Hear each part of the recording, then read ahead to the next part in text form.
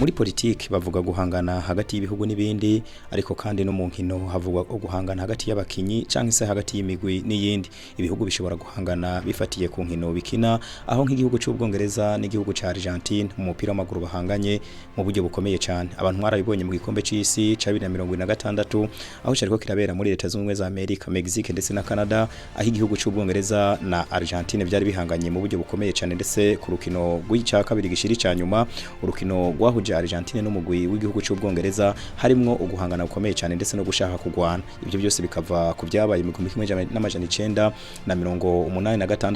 aho Diego Armando Maradona yatsinda igitsindo c'ukuboko maze bakacita ukuboko kw'Imana ibyo ntibituma no mu nkino z'amaboko hatavugwa uguhangana gutandukanye ku migwi itandukanye haba mu bihugu ndetse no ku ntara zitandukanye mu gisagara ca Bujumbura aho hari imigwi ibiri ihanganye mu buryo bukomeye cyane umugwi wa Dinamo Basketball Club n'umugwi w'Urunani Basketball Club ibyo biva kuko bamwe bavuga ko arabame mwugo rukino rwa basketball mu gihugu cy'u Burundi abandi bakavuga ko arabamanuka batazi yo gwakomotse niyo ningene gwagiye rukura mu kino gihugu cy'u Burundi uyu munsi tugiye kurabira hamwe impamvu umugwi w'Urunani na Dinamo rushobora kuba rukino ruba ruhambaye cyane iyo rugiye gukinwa aho gokinirwa hose abana naho bambika umwambaro umwe kababwira ngo bambaye umwambaro wa Dinamo abandi bakambara umwambaro wa Urunani Gobariyo bari ntambara ikomeye cyane iyo bigeze ro kubakinyi babigize umwuga bo bakambara umwambaro umwe yambaye umwambaro wa Dinamo Basketball Club uwundi akambara umwambaro w'Urunani Basketball Club bibi ntambara zikomeye cyane maze abarorere bakarorera ivyo ntibiherera mu kibuga gusa kuko no hanze y'ikibuga abafana baba bahanganye mu buryo bukomeye cyane abambaye ubururu nibaragera ndavuga abafana b'Urunani Basketball Club baba bariko barahangana n'abambaye ibara ry'icyatsi kibisi nibaragera ndavuga abafana ba Dinamo Basketball Club bamwe bati umugongo w'ingona abandi nabo bakababwira ati amababi y'ibiharage ibyo rero tugiye kubigaruka ko kuri uno munsi aho ku munsi wa gatandatu ndavuga muri ino ndwi nyene aho umugwi w'Urunani Basketball Club n'umugwi wa Dinamo Basketball Club bazoba batangura inkino za nyuma za playoffs umwaka 2026 nitwa Papa Utamu ni Utamu the Legend urakaza neza cyane muri basketball y'u Burundi yamamwe ibibazo yamamwe guhangana hagati y'imigwi ibiri yo muri basketball imbere ko turabira hamwe izo nkino za playoff zimirije kuba reka dubanza duhere kuri no migwi muri rusangi uko yabayeho nuko ibayeho mwakino gihe mu 1968 umugwi wa Dinamo Basketball Club waratangujwe utangurira mu gisagara ca Bujumbura maze bigira inama yo kwambara ibara yegera ndetse n'igwatsi rubisi rimwe na rimwe bagahindura bakambara ibara ridasa n'ugwatsi rubisi gwijimye ahubwo isa n'igisirikare n'impuzu za gisirikare abantu bazi umugwi wa Dinamo Basketball Club bavuga neza na neza ko ari umugwi wubakiye ku bantu bishize hamwe bava mu ntara zitandukanye y'igihugu cy'u Burundi igeze itari bwabi intara zitanu zikiri intara za kera abatandukanye nabo bemeza ko Dinamo Basketball Club ari umugwi uhurikiyemwe abantu beshi cyane batarabo mu gisagara ca Bujumbura ariko baje kuba mu gisagara ca Bujumbura bigaragara ko bavuye mu zindi ntara ibyo ntawo biharira kuko niyo wicaye ku kibuga ubona bamwe bemeza ko atarabo mu gisagara ca Bujumbura aho ndavuga ku bafana b'umugwi wa Urunani Basketball Club umugwi wa Dinamo Basketball Club mu 1938 utanguye ibyabujije ko nindi migwi ivuka inyuma yawo merere mbandanirize ku bikombe umaze gutahukana ngaha mu gihugu cy'u Burundi aho watahukanye igikombe mu 2016 ukora nkuko nyene mu 2023 utsinda umugwi w'Urunani Basketball Club uzanye gutahukana n'ico gikombe ndetse unasubira igihugu cy'u Burundi mu za BAL umugabane wa Afrika mu 2025 Dinamo yisubije igikombe aho ndetse byabonetse ko muri guseruka igihugu cy'u Burundi maze kwitabira amahiganwa hamwe zabiteye maze ngaruka ko aho bunagaruka ku buhanganye n'ubutwari bw'abarongozi mu Dinamo Basketball Club kuko ibigeze badebukirwa barahagaritse gukina wa basketball ariko uyu mwaka bari mu higanwa ndetse banarangije na saison régulière ari bo bambere uyu wa Dinamo Basketball Club niwo mugwi umaze kwitabira inkino za BAL ndetse ubu akawundi mugwi mu gihugu cy'u Burundi urakina inkino za BAL ndavuga inkino za nyuma hari umwaka 2024 aho mu gihugu cya Afrika y'Epfo n'ubwo neza batsinda n'umugwi w'icyo gihugu nyene ariko ya BAL mu mwaka kandi ubwo wa Dinamo bikomeye bizwi no kwitanga mu bikomeye cyane mu gihugu kwabo bigira baruha mu gihugu cy'u Burundi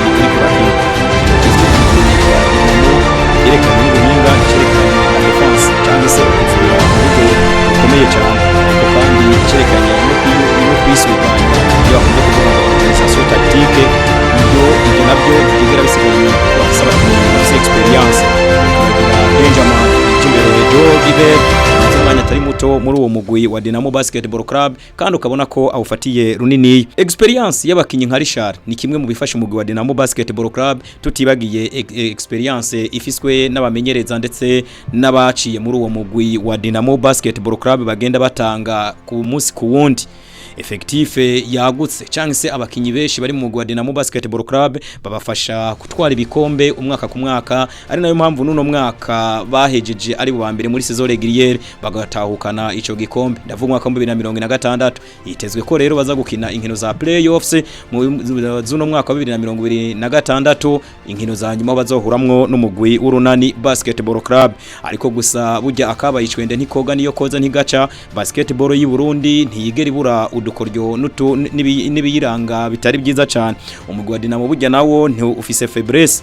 rimwe na rimwe, abantu bakavuga yuko kuri jet de transition ari umugwi utari hejuru cyane, kuko iyo bahuye n'umugwi w'Urunani bikunze kubagorera kuri ico kintu. Ibyo nabyo bikagaragara nko mu nkino zagiye zihuza umugwi w'Urunani na Dinamo, aho umugwi wa Urunani wagiye batsinda ku ma contre attaque. Si ibyo byonyene, icerekeranye no kudefanda ku bakinyi ba Dinamo ntabwo bikunze kugaragara cyane, usibye uwo bita Dangerman bakunze kuvuga ko abari Mr Everywhere, bigaragara ko agenda afasha n'abandi nka Clement Kongoro bashobora kuzifashishwa mu nkino za playoffs 2026 ku rukino rwa nyuma. Ibyo bitumye nerekeza ku mugwi w'Urunani Basketball Club nawo nyene witezwe ko uzokina n'umugwi wa Dinamo.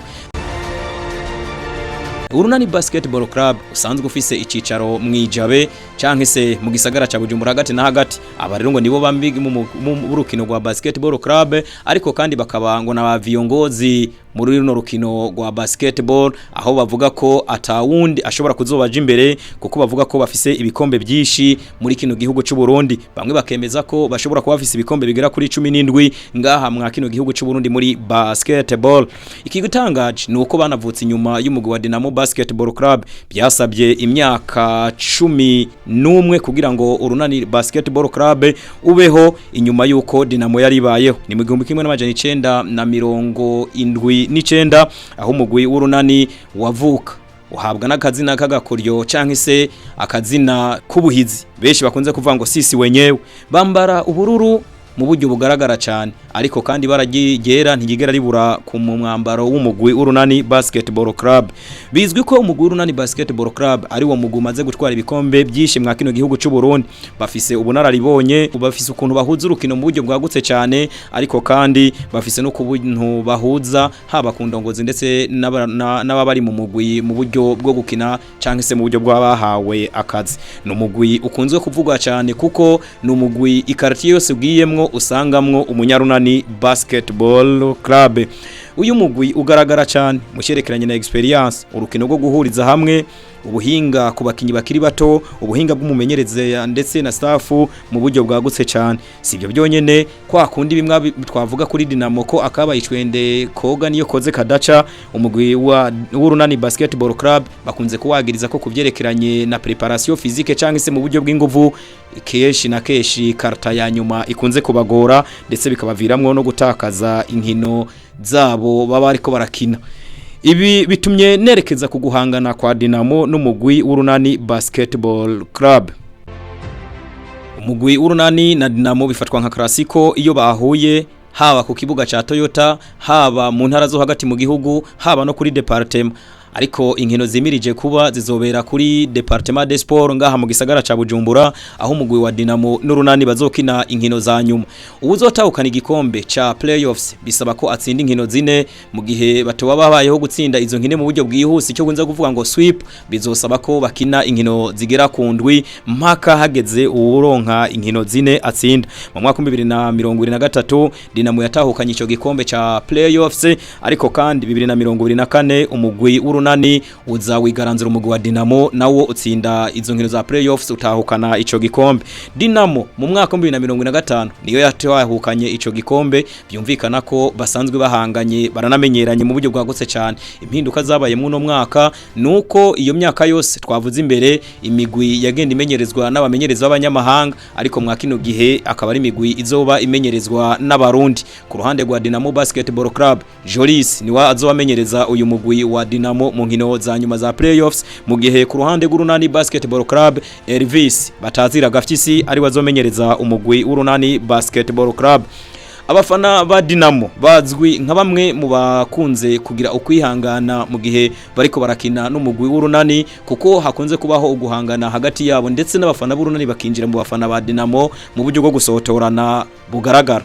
Urunani nago rugaragara nk'umugwi ufise abafana bakomeye cyane mwa kino gihugu cy'u Burundi mu nkino z'amaboko, aho ndetse urukino rutangura bariko barawushigikira kugeza urukino rurangiye. Bambara ubururu n'umweru, mu kuririmba baririmba baraba mu kibuga bavuza ingoma mu buryo budasanzwe, bamwe bagatamba abandi bagakoma n'amashi bakoresheje utubaho. Rimwe na rimwe hari gihe bagira n'ishavu yo habaye ibitakogwa ibitamenyerewe muri basket cyangwa se mu kibuga bakanarutera mu kibuga. Ibyo abahagarikizi bagiye bihangana ndetse bakagenda bafatirwa n'ibihano muri kahise, ibyo tutiteze muri playoffs za 2026 kuko Febabo biboneka ko yagiye itanga inyigisho zitandukanye haba ku migwi ndetse no ku bafana biyi migwi muri rusange. Dinamo n'Urunani ntabwo rukino ruhera mu kibuga gusa, ahubwo ni nyuma y'ikibuga habaho guhangana. Bamwe bagira ububare bicaramwe bagaganira basketball, ariko bamwe bagira n'ububare badahonyuramwe kuko bavuga ngo bariya n'abanaka bariya nabo kwa naka.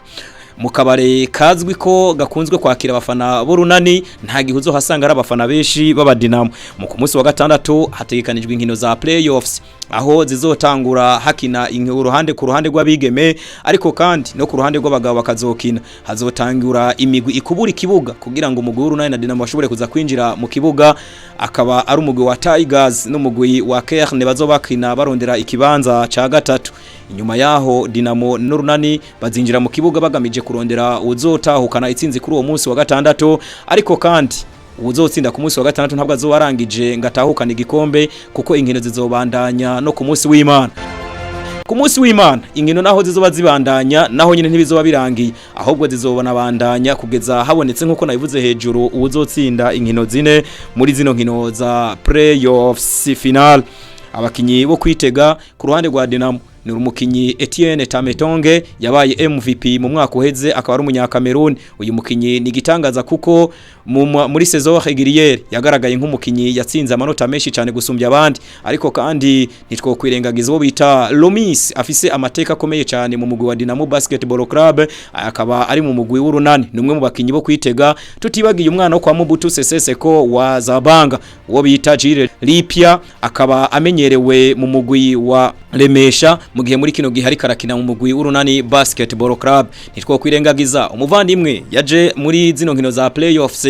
mu kapo, akaba yitwa Kuribari, akaba yitezwe kugaragara muri zino nkino za nyuma za playoffs kuko bavuga yuko muri demi finale yahuye n'umugwi woroshe wa Kerne, akaba atashoboye kwerekana ubuhinga bwiwe mu buryo bugaragara cyane ngo n'umwanya wo kugaragaza ubushobozi bwiwe ku rukino rwa Dinamo. Ariko kandi muri Dinamo wo bita Nijimbere Joe Gilbert le Dangerman de organizer, numwe mu bakinyi barindiranye igishika n'abakunze ba basketball kuko bigamaze kugaragara ko amaze umwanya muri niya ari we arongoye abakinyi beza mu mupira w'amaboko wa basketball mu gihugu cy'u Burundi. Uguhangana ku mpande zibiri ko bamenyereza Elvis ndetse n'umugabo Jolis amenyereza Dinamo ni kimwe mu byitezwe mu buryo bukomeye cyane, kuko bigaragara ko bano bagabo bafisa n'abasangiye generation ariko badasangiye igihe cyo gutangura kumenyereza muri basketball. Jolis yaje muri Dinamo avuye muri Kerne, bivugwa ko afise amahigwe mu gihe yotahukana kino gikombe cha playoffs yo kuzoba nk'umumenyereza amaze kwemeza abantu benshi muri basketball kandi batamwemera kuko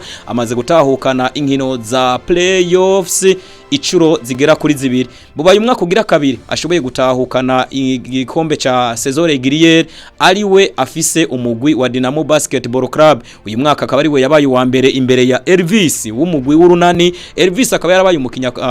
mu myaka ya za 2000 kugeza ahagaritse gukina umupira w'amaboko basketball, nta wundi mugwi yigeza akinira, ahubwo aza no kuva mu kugina yerekeza mu kumenyereza ashikira mu kumenyereza umugwi w'Urunani Basketball Club, ari nawo arimwe mwakinogi. Abarundi benshi bamubona nk'umumenyereza afise kazoza, ariko kandi ngo ni nawo umwanya wo kwerekana ko ubushobozi kabufise gusumbya abandi bamenyereza b'abarundi mu gihe yotahukana zino nkino za playoffs ngazo batanguye gukonvenka abakunze ba Basketball Club. Ni ku munsi wa gatandatu bamwe urutoke kurundi ati uno mwaka uheze mwaragitahukanye ntimwaseruka. Abandi nabati mu mwaka uze twaragitahukanye ntitwaseruka, ariko no mwaka turagitahukana kandi twiteguye kuzoseruka nk'uko ishiramwe ry'umupira w'amaboko basketball mu gihugu cy'u Burundi ribizeza ko uzotahukana igikombe mw'uno mwaka ca playoffs azofisa amahirwe yo guseruka, inyuma yuko ngo bashobora kuba baratanguye guhandoringa ibibazo biri hagati ya FIBA Afrique ndetse na FEBABO muri rusangi. Ivyo rero tubitega amaso guhera muri no weekend. Inkino za playoffs zirabwa n'abantu benshi cyane, aho usanga hari abarundi bavuye hanze y'igihugu cy'u Burundi baje kuraba zino nkino. Ntitwo kwibagira abavuye muri Sweden baje kuraba zino nkino, ariko kandi n'abanyamahanga bavuye mu bihugu bibanyi by'u Burundi baraza kuraba zino nkino, nk'abava mu gihugu cya Kongo ndetse no mu bindi bihugu. Playoffs uno mwaka hitezwe ko hazinjira abakunzi bo mu rukino rwa basketball club muri rusange, ariko abitwa bamenyesha makuru kuva muri demi final babaye bandi canke se barahagaritswe kwinjira ku kibuga, hakinjizwa bamwe bafatiwe kumenyane canke se kukumenyana n'abasanzwe bari mu bisata byo kumenyesha amakuru muri FEBABO. Ivyo navyo byatewe ivyatsi n'abantu benshi cyane, ndetse n'ibimenyesha makuru, amaradiyo, amateleviziyo, abagafotozi ndetse n'abafata amasanamu muri rusangi bahafaye bafata ingingo zo guhagarika kuvuga basketball no kuyerekana kumbonesha kure zabo. Ese koko inkino za nyuma zizoba zimeze uko? Reka tufate ko ivyabaye mu nkino za demi finale bitazoba muri finale, kuko akabayishwe nde ntikoga niyo koza ntigaca. Les personnes toxiques ntibigeze babura mu bintu byose. Hari abantu buri gihe batigera baryoherwa nuko ibintu bigaragara, ariko hari n'abandi bantu buri gihe baba babona ko batavuzwe batagaragaye, hakagaragara abandi bantu bashobora kuba babuwikiye imbe, abo tukabita abantu bari sadik. Les sadik rero ntibigeze babura no mu nkino bamabagaragara. Basketball iri open ku barundi bose. Umuntu akunda basketball ahamagariwe kuzokurikirana zino nkino za playoffs, kuko ni zimwe mu nkino zizoba ziryoshe. Impamvu nuko abeshi bazogaragara mu kibuga bazoba ari abarundi. Komeza umererwe neza cyane. Mu minsi iri imbere tuzogaruka ku bakinyi bazitabazwa muri zino nkino mu buryo bwagutse cyane n'abamenyereza. Nitwa Suleiman Papa Utam, Legend Sport. Murakoze cyane.